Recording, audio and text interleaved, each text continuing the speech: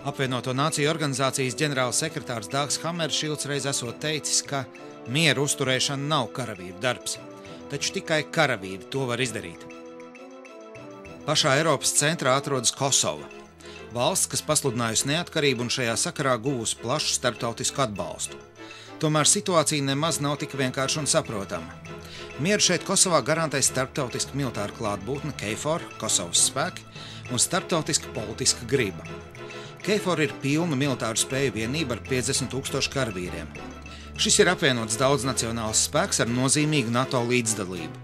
Tajā skaitā ieguldījumu dod 20 ne NATO valstis, arī Austrija. No 3. līdz 5. jūnijam kopā ar Eiropas militārās preses asociācijas prezidentu Austrijas armijas pulkvedu Jorgu Ašenbrenneru bijām vizītē pie Austrijas kontingenta karavīriem Kosovā, un mums bija iespēja iepazīties ar šo valsti, kuras nosaukumu zina ik viens eiropietis.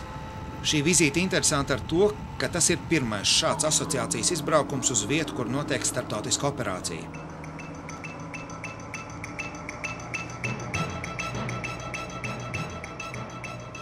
Mums kā Latvijas žurnālistiem bija interesanti redzēt, kā strādā citu valstu militārā prese un karavīri.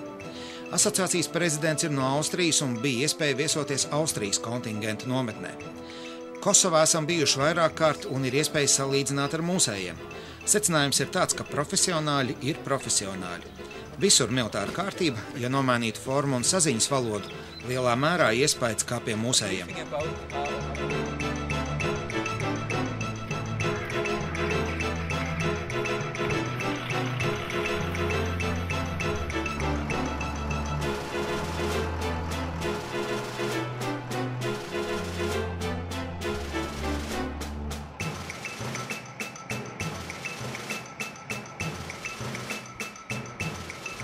Protams, Austrija ir bagāta valsts, teritorijas un cilvēku skaita ziņā lielāka par Latviju.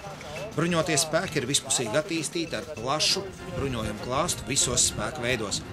Jūtama stingri izteikta kārtība un disciplīna.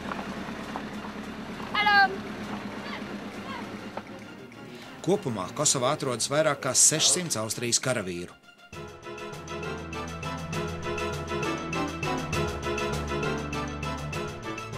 The Austrian soldiers, the Austrian contingent is in Kosovo for 9 years. We started immediately after 1999 with our commitment.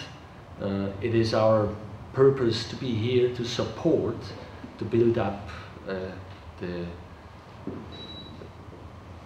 structures and to help, to support that the civilian authorities can build up their own life, their own future. We are in a supportive role, and this is according to the tradition in Austria. We are always interested to help a country to build up a peaceful future. Austrijas kontingents atrodas 2 stundu brauciena attālumā no Kosovas galvaspilsētas Prištinas, citas lielas pilsētas Prizreņas tuvumā. Šeit pie Suvas rekas atrodas Austrijas un Šveices kopīgā militārā bāze Casablanca. Starp citu, ne Austrija, ne Šveice nav NATO valstis. Tās tradicionāli ietur neitralitāti. Tagad valstis veic kopīgu operāciju Kosovā, garantējot šajā jaunizveidotajā valstī mieru. Ja runājam par situāciju Kosovā šobrīd, tad Austrijas kontingenta atbildības rajonā, tāpat kā visā valstī, valda miers. Tomēr kopīgais uzskats ir tāds, ja starptautiskais kontingents no šejienes aizies, garantēt situācijas stabilitāti nevar neviens. Tikāmies ar vienu LMT, Liaison and Monitoring Team vienību, tā ir sakaru un novērošanas vienība, kas šeit sadarbojas ar vietējiem. Pēta normālai dzīvē nepieciešamās pārmaiņas un izstrādā palīdzības veidus, ko var dot Austrija. Viņi raksturoja atbildības rajonu kā mierīgu, lai gan šeit dzīvo kā albāņi tā serbi. Tomēr iedzīvotāju attiecības ir senas un nacionālo konfliktu nav. Šeit audzē vīnogas. Tomēr gatavotais vīns Eiropā nav pārdodams, jo tam dabīgā procesā veidojas 14 grādi un tātad tam ir paaugstināts akcīzes nodoklis. Tātad tā tirdzniecība nav izdevīga. Reģionā dzīvo jauni cilvēki, vidējais vecums 25 gadi. Darba nav. Tomēr nav arī paaugstināta noziedzība. Ubagu arī nav. Raksturīga nacionālā iezīme ir stipras, lielas ģimenes ar izteiktu līderu ģimenes galvu, patriarchāta attiecības. Daudz jaunieši vai vidējā vecuma cilvēki strādā bagātajās Eiropas valstīs, tajā skaitā Austrijā. Šie daži tur strādājošie tad arī uztur ģimeni, daļu no savas peļņas sūtot uz Kosovu. 2008. gada 17. februārī Kosova ir pasludinājusi neatkarību. Serbija nepiekrīt Kosovas neatkarībai, uzskatot to par savas valsts daļu. Tā sakarā dažādi konflikti šeit uzliesmo pastāvīgi. Šobrīd situācija Kosovā ir mainījusies diametrāli pretēji. Serbi ir pametuši savus mājvietas un devušies bēgļu gaitās. Šeit, Austrijas karavīru atbildības zonā, Orehovačas rajonā, viņiem atjaunotas mājas, tās gaida atgriežoties serbus. Tomēr viņi nesteidzas atgriezties, lai gan ir kur dzīvot, jo ciemā viņu kaimiņi būs albāņi. Bijām pareizticīgo klosterī, kas tika stipri postīts 2004. gadā. Tagad to atjauno. Klosteri sargā KFOR kontingents. Daži mūki šeit ir, bet vai būs serbi iedzīvotāji, nav zināms. Reģiona galvaspilsēta ir Prizreņa. Liela, skaista pilsēta kalnu pakājē. Arī šeit serbu mājas ir nopostītas. Tur lejā var redzēt pareizticīgo baznīcu. 2004. gadā to nopostīja, tagad to atjauno, bet vai būs serbi, kas uz baznīcu nāks, tas ir jautājums. Prizreņā dzīvo 180 000 iedzīvotāju, no tiem 37 ir serbi. Es nepārteicos, tikai 37. Arī šeit kalnā pie nopostītajām serbu mājām ir baznīca. Tajā ir izvietots KFOR postenis. Tas no augšas kontrolē situāciju pilsētā, vienlaicīgi apsargājot baznīcu.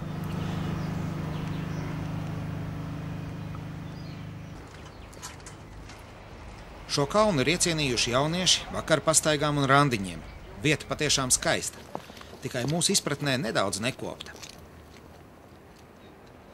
Tagad neliela atkāpe par Austrijas armiju kalnainā apvidū.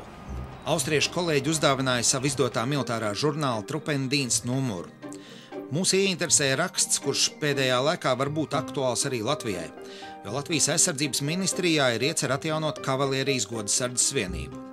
Savukārt Trupendienst raksta varoņi ir zirgi. Bez tā, ka Austrijas armijai tradicionāli ir arī jāatniek godasardzes vienība, ir arī transporta zirgi, kas dien šeit Kosovā. Izrādās tie ir neaizvietojami grūti pieejamos kalnainos apvidos, vietās, kur jānogādā smagie ieroči, munīcija, pārtika vai jebkas cits, kas nepieciešams militārā uzdevuma izpildēji. Austriešiem zirgi ir, viņi ar to lepojas. Tiesa gan šie, kas pilda uzdevumu Kosovā, ir izīrēti šeit pat, bet strādā ar tiem austriešu speciālisti. Citā reģiona pilsētā Dragašā mēs tikāmies ar Turcijas spēkiem. Arī šeit ir disciplīna un kārtība, kā jau visās koalīcijas valstu nometnēs. Starp citu, Turcija ir arī NATO valsts. Turki šeit Kosovā ir kopš 1999. gada jūlija. Tātad nākamgad varēs svinēt 10 gadu jubileju. Redzējām viņu veidoto mobīlo kontrolpunktu. Tiek apstādināts mašīnas, pārbaudīti dokumenti. Izkontrolēt bagāžnieku, lai pārliecinātos, vai netiek vests, kas neatļauts. Interesanti likās tas, ka it kā atvainojoties par apstādināšanu, vai arī, lai saglabātu labas attiecības ar vietējiem. Pēc pārbaudas, ja viss ir bijis kārtībā, braucēji tiek pacienāti ar konfektēm. Bet šoferim, kurš atvēra bagāžnieku, ja nu mašīna braucot pa zemes ceļiem ir kļuvusi netīra, tiek dot iespēju noskalot rokas. Pirmajā brīdī likās nedaudz komiski, apbruņot vīri, cienā ar konfektēm, bārdainus vīrus. Tomēr vēlāk apdomājot nācās atzīt pieklājīgu, civilizētu rīcību. Īstenībā jāatzīst, ka turki ir malači. Kā jau teicu, šeit Kosovā bijām ar Eiropas militārās preses asociācijas prezidentu Austrijas armijas pulkvedi Jorgu Ašenbrenneru. Vizītes nobeigumā kalnā uz Prištinas fonu pajautāja viņam, kādu reportāžu no karstā punkta viņš uzskatītu par labu. Good material is for me to get inside views, to get background information, not to see only the surface. I would like to have more information on the country where mission is deployed to, not only reports on how the mission is conducted. KFOR spēki Kosovā ir visur. Bez to līdzdalības nenotiek nekas. Tie iesaistīti visās saimnieciskajās, ekonomiskajās, politiskajās, policijas un militārajās struktūrās. Jautājumu, cik ilgi Kosovā būs koalīcijas karaspēks, uzdevu gan politiķiem, gan karavīriem. Interesanti, ka pirmā atbilde uz to abos gadījumos ir vienāda. Neprasiet to mums, politiķi saka, prasiet to NATO. Ko plāno tas? Karavīri savukārt saka, pāradresējiet jautājumu politiķiem, mēs tikai izpildām politiķu pavēles. Skaidru atbildi ne no viena nav iespējams iegūt. Te ir daudz politisku, ekonomisku un militāru interešu. Tomēr gandrīz vienmēr Kosova tiek salīdzināta ar Bosniju. Koalīcijas karaspēks no turienes aizgāja uzreiz pēc tam, kad situācija kļuva mierīga un stabila. Politiķiem un ekonomistiem ir savas intereses. Karavīriem šeit ir labas bāzes un iespējas salīdzinošos miera apstākļos strādāt multinacionālā vidē, lai gatavotos starptautiskajām operācijām kādos daudz bīstamākos reģionos, ja nu kādā vēl nezināmā vietā pēkšņi uzliesmot militārs konflikts. Mans kā žurnālists secinājums par jautājumu, cik ilgi Kosovā būs KFOR? Pagaidām militārā operācija turpināsies.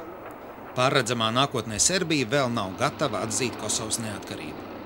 Šo visu iemeslu dēļ Kosovas konflikts vēl ilgi turpinās gruzdēt Eiropas centrā, un tas ir jautājums par atbildību.